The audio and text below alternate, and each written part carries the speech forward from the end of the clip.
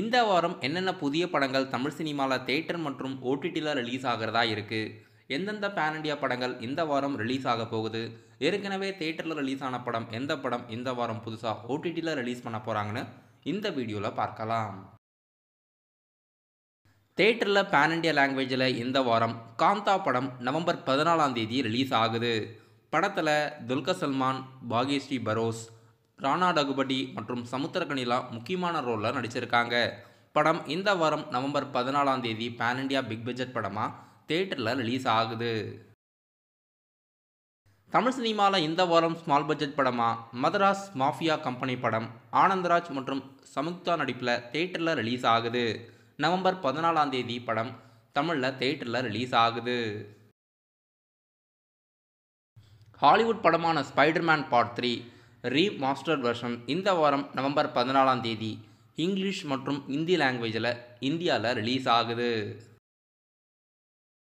Director பிரபு சாலமனோட இயக்கத்தில் Nivas K பிரசன்னாவோட மியூசிக்கில் மதீந்திர அறிமுக அவர்கள் ஹீரோவாக நடித்து இந்த படம் கும்கி 2 அஃபிஷியலாக நவம்பர் 14ஆம் தேதி தியேட்டரில் இந்த வாரம் ரிலீஸ் ஆகுது. அர்ஜுன் தாஸ் அவர்கள் இந்த படத்தில் ஒரு முக்கியமான ரோலில் நடிச்சிருக்காரு. இப்போதைக்கு இந்த வாரம் 3 புதிய படங்கள் தமிழில் ரிலீஸ் ஆகுது. காந்தா, கும்கி 2, மதராஸ் மாஃபியா கம்பெனி.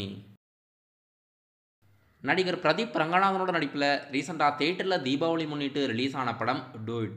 படம் அஃபிஷியலாக நெட்ஃப்ளிக்ஸ் ஓடிடி தளத்தில் இந்த வாரம் நவம்பர் 14ஆம் தேதி அஃபிஷியலாக மல்டி லாங்குவேஜில் ரிலீஸ் பண்ணுறதா அஃபிஷியலாக நெட்ஃப்ளிக்ஸ் ஓடிடி நிறுவனம் அறிவிச்சிட்டாங்க.